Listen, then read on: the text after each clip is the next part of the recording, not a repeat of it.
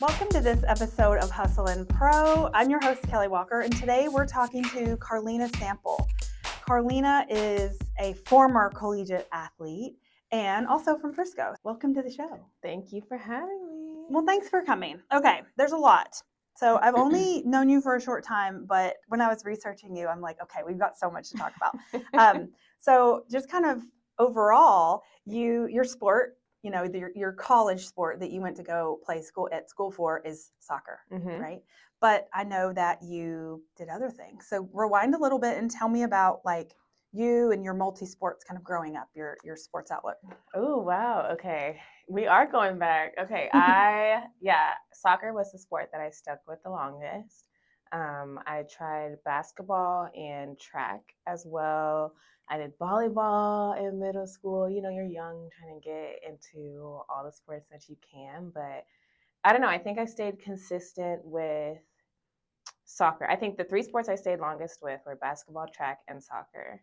I let go of basketball and only played in high school. I think I was just athletic and I was just could do it and like capable of doing it. And then that kind of fizzled out, and track really translated to the other sports just with speed and form, and all the sports that I were in outside of basketball or outside of volleyball really included a lot of running. So like the conditioning side. Yeah, exactly. Okay, so I know you're being humble. So you weren't just a little bit of basketball and a little bit of track, right? So you played varsity basketball when you were a freshman? I did. Okay, so that's something. And you were a sprinter, and you have all kinds of, titles and awards and things. And a little bit of middle school too, but into high school. Yeah, right? summer You were good at this stuff. Well, I have three siblings. We all ran track together at Prestonwood in Plano. We ran for this club called the Jackrabbits, and the coach was a former NFL player. His wife was a former collegiate athlete in track and field as well at LSU.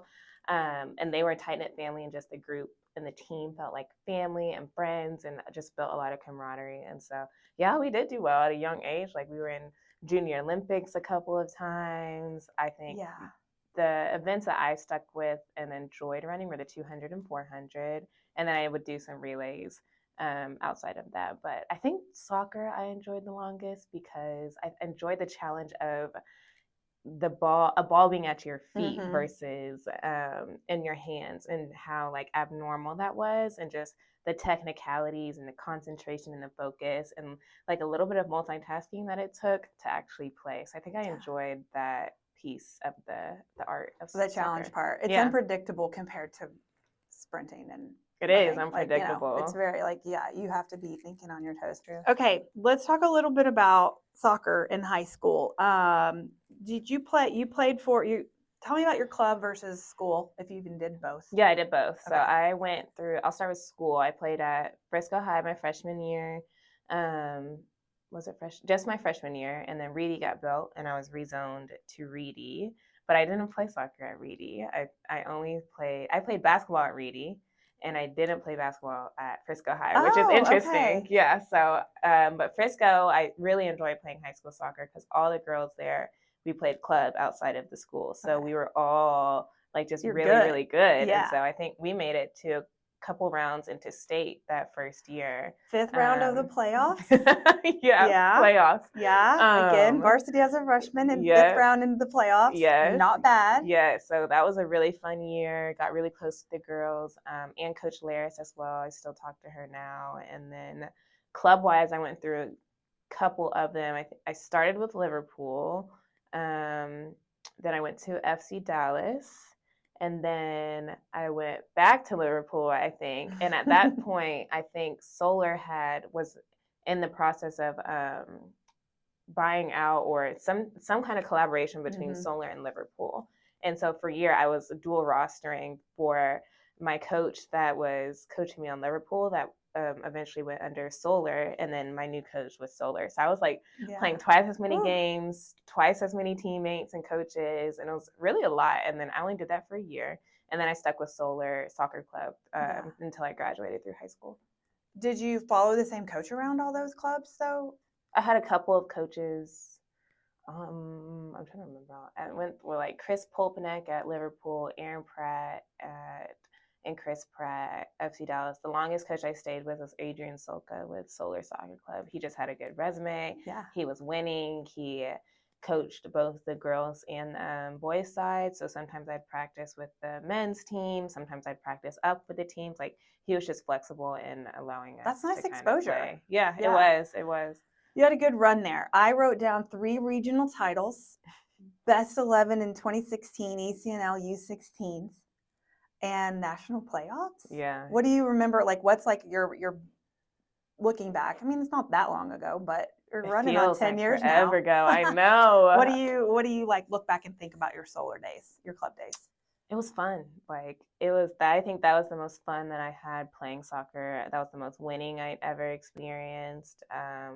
My like teammates, I still stay in touch with a lot of my teammates now. We're still good friends. I still stay in touch with my coach from them now, and he's still like we still reach out on birthdays and etc. So that's what it's supposed to be. It is, and good I think soccer, but also enjoying it. Still. I mean, honestly, all of my friends now have came from some kind of team or sports setting or intro at least. But I think those solar soccer days I always remember were fun. Like when I think of going back to play soccer, if there's any time I could go back and play soccer, it's always during solar soccer club in high school because we were just good. Like we were dominating and we were confident, but riding that fine line of humility at the same time. Okay, so I love it. Enjoyable. Okay, that prepares you for at some point you realize I can play after this, right? I could play in college. Just walk me through a little bit of like the recruiting process when you actually realized I'm going to take the next step and where you ended up. So the recruiting process for me was, I'm sure, way different than what it looks like now with NIL and whatnot going on. I committed my sophomore year of high school, I want to say. I don't know when it clicked for me that I was able to go play in college. I think at the time, like I'd seen the girls that were older than us, they were all going through their commitment processes. My friends, they started doing it and their teammates, and I was just like, well, I can hang. Like if they can do it, I can do it. It was just the thing. It was all around you. Yeah, I was just surrounded by it. So I think it wasn't a long shot then. A natural progression. You didn't feel like it was a long shot if people I didn't feel like it was a long shot. Like I think I relied a lot on my athletic ability. Like it took me a long time or a long ways when I was younger athletically. So I was just good, like blessed to be good. And I don't think it was a long shot. I think it was more of like I was stressed to make the right decision and make sure I was taking all of my options into consideration and doing my own due diligence with my family. And so, I went and visited a couple of schools. At the time, I really wanted to be a journalism major. So Mizzou was top of my list. I had been so I ended up at A&M. I'll fast forward and then go back. But before my first visit to A&M was at a 7v7 like just tournament that they were hosting that some of my solar teammates had gone down for. And I just did not like campus. I was like, absolutely not. I'm not coming here. No way. A&M campus? Yes. Really? I didn't like it. I don't know why. Campus. It is. And I don't know. Everybody has bad days. I don't know. I've been on a bad day. Campuses and been like, I don't know. But then I know it's really, and then you go back and you see a different part of it. I don't know what it was, but I was just not feeling it. And I was like, no. And I did know a girl was committed there at the time, but I don't know, it just wasn't clicking for me. Then I went back and I did an official visit. And I think it's different for an official visit versus you're just following a team around. They take you in the locker room, then you have to go back and play some games. Like I had other girls around me that were also committing or kind of on their visits and deciding their options. You get more time with coaches. You get the full campus tour. You get to see the current girls playing and their processes for game prep, et cetera. So the official visit really does give you that like perspective of the student athlete. Like what it would be like to play there. In-depth education of what your life could look like at that school. Because you go through the academic center, the cafeteria, they show you apartments, like they show you where you will be living in all aspects of your college career. Well, it's a big deal because committing to be a student athlete at a school like that, it's a big commitment as a student. It's your life, right? I mean, people always say that. You don't get to do other things. You're not working, there's no time for some of the traditional college student experience. It's Soccer. It's soccer, eat, soccer class, soccer, study, soccer. Soccer. And lots of soccering for you. So I wrote your freshman year, like 6 games, 3 starts, and then started 10 games then the next year, which you had an injury I want to ask you about. Then your junior year, you start all games, and senior year, all 18. And do you remember your biggest like award? I have it written down, so I'm going to say it, but I want you to say it if you remember. Defensive Player of the Week? Of the year? It wasn't of the year, I don't think. SEC Defensive Player of the Year. Was it the year?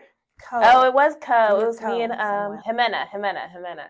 So you had a teammate that also won that with you? Was it your teammate or some other SEC it was like player? my teammate. I was center back at the time. She was, I think, left back at the time, and I think that was one of our better years. I want to say, like, I think we were season champs that year, and then we went on to play postseason. I would say if your 2 of your defensive line are defensive people of the year in your whole SEC, y'all must have been really good. So do you know how many games you played for A&M? In total? Mm-hmm. I have no idea. 51. Really? Yep. And of those, 23 were shutouts. Really? Y'all were solid back there. We were. I remember we were like really confident in our defense at the time. It was me, this girl named Breezy, Jimena, and Jordan Hill, I think. And we were just like brick walls. Like, I remember like we were not that we didn't care about the team, but like we wanted to keep our record of a shutout for the longest, just because we were the talk at that time in the league. But yeah, that was fun. I love it. So yeah, you were like, oh, I remember my solar days, we were good. And then I'm like, you were good at A&M. Y'all had a good team. And I also think it's impressive, not just that you move on, you play at a big school like that, but that you played all 4 years and kept playing. So was the injury like a small blip? Was it a big injury? Oh yeah, it was big. Big injury. It's my second big one. So I graduated high school early from Frisco ISD, and so I got to college in January of 2018. Normally students would get there summer of 2018. I had torn my ACL like a couple months before I got to school and graduated. So I came in injured, which is why I was only in a couple games my freshman year, because I was still, I think I came back that summer. And so like I was slow to come back through preseason. Yeah. People had been practicing and they had a whole spring season underneath them. So I was playing a little bit of catch up. Yeah. I think I started playing my postseason, I want to say, like playoffs and tournament play after regular season my freshman year, maybe it was, or maybe it was sophomore year. I think sophomore. It was sophomore year. Okay. Yeah. And then during postseason, that's when I tore my other ACL. Knee. Yes, it was not the same. Unrelated. Because I'm sure I was thinking, did you go back too early? But no, it was. No, it was like a whole year. Yeah. I was so confident. I was like hustling, bustling on the ground, aggressive. Like I was. That makes my stomach hurt. Just thinking of you. An injury's bad, but the second time. Yeah, I remember that vividly too. Do? Yeah, I do. It was a no contact. We were playing against Florida in Florida. It was a no contact injury. I remember the girl was running at me. And like defense, it's a lot of change of direction. Oh, yeah. You kind of got to anticipate. So I think I was running towards her, and I think I saw her about to pass the ball or kick it past me. So instead of going in for a tackle, I think I changed my mind. I was like, oh no, I'm just gonna, like, she's about to get it off her foot. Mm-hmm. Like there's nothing for me to get. Yeah. And when I planted to turn, it popped, and I fell, and I just instantly knew. People were trying to keep me optimistic and positive, and the doctor did, the whole knee test and. The whole flight home. They're like, well, we got to get an MRI. We got to get an MRI first to know for sure. But you're just good. Your gut tells you. Yeah, I was right. I feel it. Yeah, I was like, thank you guys. I know y'all are being nice, but yeah, I mean, everybody wants to be positive, but like if you've had that injury before, and you feel it. Yeah, I was like, I better prepare now. Yeah. Oh, I'm sorry. Mm-hmm. That sucks. That sucks. But then like. Okay, that was at the end of sophomore year, because I'm like, well, you had a solid another 2 more years. So. Oh yeah, I came back. I wasn't done. For sure. Like a lot of people wouldn't. I feel like a lot of people have been like, okay, I had some college time. I just tore my second, ACL. That could definitely it's be discouraging. It for a lot of people. I think it's discouraging. I think now, like, unfortunately, ACL tears and injuries have become a lot more common, and I don't know if casual is the word, but casual in a way. Yeah, and when you hear them, like, I feel like people aren't as surprised or they don't get as perked up when they hear someone tore their ACL, because it has just become that common within across the board of sports. So across the board, but so much in women's soccer.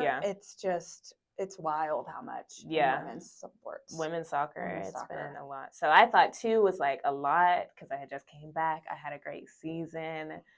But then I was like, oh my gosh, I know people that have done 3, 4. 4 would be my max. 3 would probably be my max. But ACLs? I was just like, 3 or 4 ACL tears. A girl on my team, she had done it hers 3 times. Yeah, so I was like, I don't know. That's a grind. Whoever, comes back from that 3 times. Yeah, that's a lot. But that's a lot. I do know, like, once you've been through it once, like I asked my son after his, I said something like, I'm just so scared you're going to hurt it again. He goes, well, Mom, I did it. Like, I know that I could get through it again if I had to. I'm like, oh, that's a wise feeling from him to say that, because like, it's true. Like, you know what it takes and that sucks, but like, you also know you can do it. Yeah. You just did it. That was, I think, my thought. I think I gave myself like a week to be sad and like sulk and the why me and and then I was like, I understood the grind that it took to come back. All right, now we got to get, like, I have no choice but to get after it. Well, congrats on coming back and all of that. 2 more years of soccer you played there. And then did you not leave A&M right away and you stayed for a master's? Mm-hmm. Okay. I stayed for my master's and I used my COVID year and I got my master's after my 4 year, or after my eligibility was up. And so undergrad was like telecommunications? Mm-hmm. And master's in? Entrepreneurial leadership. Okay. Mm-hmm. Tell me what Blueprint Club is. Blueprint. Yeah. Oh my gosh. Is that thinking back a lot? Yeah, it is. Well, I think it's cool because I saw that you were president of this club that you either founded or you ran for a little while. So I started it. It was like during 2020 when all, the like political unrest and racial unrest was kind of happening, and also that's January, I want to say, was not my first semester back, but I think that was right after I had torn my ACL. So my second ACL really flipped a switch in my brain, because I was like, well, I can't rely on athleticism and soccer to get me far in life anymore, because if injuries could ruin it and take it like that. So I think that's what made me start thinking more of like, I need to expand into other things. Mm-hmm. And so at the time, my friends and teammates,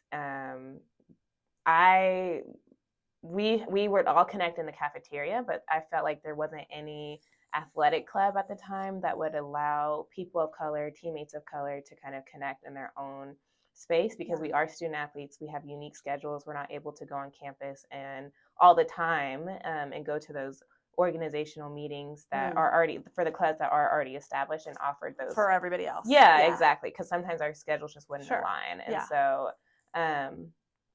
we started Blueprint. The Blue stands for Black Leaders Who Undertake Excellence. And it was just like a leadership club for, again, Black student athletes to have an environment to kind of express themselves, but also meet other people on different teams and connect with them. A shared space for us to I think our pillars were educate, equip, and empower the student athletes. And so that's great. Yeah, it was fun to start. I bet. And so then that probably takes you into a little bit of like, adult life and like what you're going to do. And I met you because of your work. We crossed paths because of your work in like the sports and the talent marketing side of things and my marketing job. So tell me what you do now, still in the sports world. Yeah, still in sports. So now I work in talent marketing. I work for a startup boutique agency called Integrity 9, and I manage our talent rosters and partnerships. So we only do talent marketing, athlete marketing, everything, partnerships, sponsorships, branding, social reach that exists off the field. And the idea behind it is to help these professional athletes. We all know you can't play sports for forever. Right. Help them establish a brand that will eventually help them transition into whatever is next after whatever kind of profession, sector, entertainment, whatever they exist in currently. But when you work with them, they're current athletes. Yes. So you're layering in like this, not backup plan, but like a succession plan for their brand, them personally, right? brand, So it's yeah. separate from whatever team they're on, what they're doing on the field, like you said. So you're like layering in this secondary revenue stream? Secondary revenue stream, something to kind of